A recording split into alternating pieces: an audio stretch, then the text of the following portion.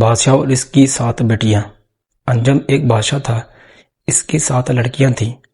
وہ ان 7 سے بے حد محبت کرتا تھا اور انہیں کے ہر آرام کا خیال رکھتا تھا۔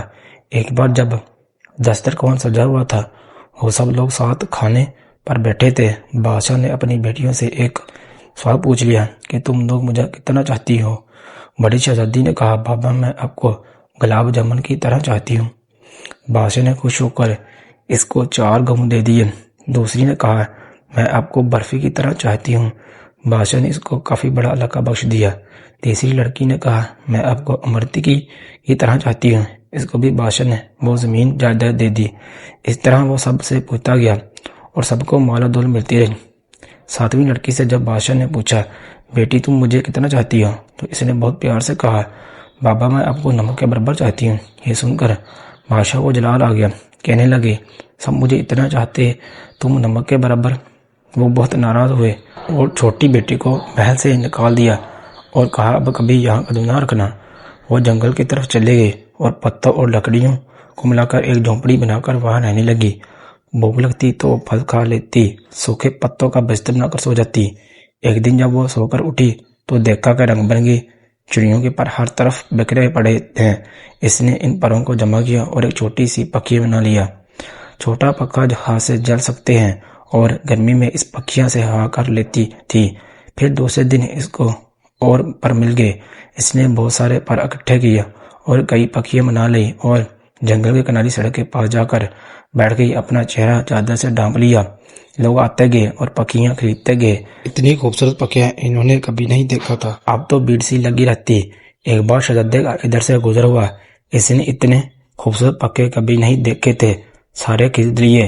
پھر شہزادی سے پوچھا، تم کون ہو؟ اس نے کوئی جواب نہیں دیا۔ اس کے خوبصورت ہاتھ بتا رہے تھے کہ اس نے کبھی کام نہیں کیا تھا۔ پکھیاں بنانے میں اس کی انگلیاں زخمی تھی۔ شہزادہ اس کے پیچھے جنگل آ گیا اور جب اس کو پتہ چلا کہ وہ شہزادی ہیں اور سزا کاٹ رہی ہیں تو وہ بہت غمزدہ ہوا۔ وہ اپنی سلطنت پر واپس گیا اور والدین سے سارا ماجرا کہہ سنایا۔ ان لوگوں کو بھی دکھ ہوا اور وہ اپنے بیٹے کی بارات جنگل لے کر آ گئے۔ ان کی شادی ہو گئی مگر شہزادی اپنے والد کو بہت یاد کرتی تھی۔ وہ خوش نہیں رہتی تھی۔ ایک دن اس نے شہزادے سے کہا کہ وہ اپنے والدین کی دعوت کرنا چاہتی ہے اور ان سے ملنا چاہتی ہے۔ شہزادے نے زبردست دعوت کا انتظام کیا اور بادشاہ کو دعوت دی۔ شہزادی نے کہا، سارا انتظام آپ دیکھیے مگر اپنے والدین اور بہنوں کے لیے کھانا میں خود تیار کروں گی۔ سارے مہمان آ گئے، کئی دسترخوان ایک ساتھ لگے اور بادشاہ اور شہزادیوں کے لیے اندر انتظام کیا گیا۔ وہ جب کھانا کھانے بیٹھے تو ان کی بیٹی سامنے آ کر بیٹھ گئی۔ اس نے نقاب پہن رکھا تھا۔ جب بادشاہ نے پہلا نوالا لیا تو کھانے میں نمک نہیں تھا۔ دوسری ڈش نکالی، وہ بھی بغیر نمک کی تھی۔ تب ان کو بہت غصہ آیا کہ مجھے بلا کر یوں بغیر نمک کا کھانا کھلا گیا۔ تب چھوٹی شہزادی نے اپنی نقاب اٹھائی اور کہا، بابا میں آپ کو نمک کے برابر چاہتی ہوں۔ یہی کہا تھا میں نے، نمک کے بغیر کسی چیز میں لذت نہیں ہوتی۔ بادشاہ چکنا کے اٹھا۔ پھر اس نے آگے بڑھ کر بیٹی کو گلے لگایا اور اس کی آنکھیں بھر آئی۔ بیٹی سے معافی مانگی تو شہزادی نے کہا، کوئی بات نہیں بابا، اللہ تو سب کا ہے، آپ پریشان نہ ہو، میں اب بہت خوش رہتی ہوں۔ بہنوں نے بھی معافی مانگی اور گلے لگایا۔ وہ شہزادی نے سب کو کھلے دل سے معاف کر دیا۔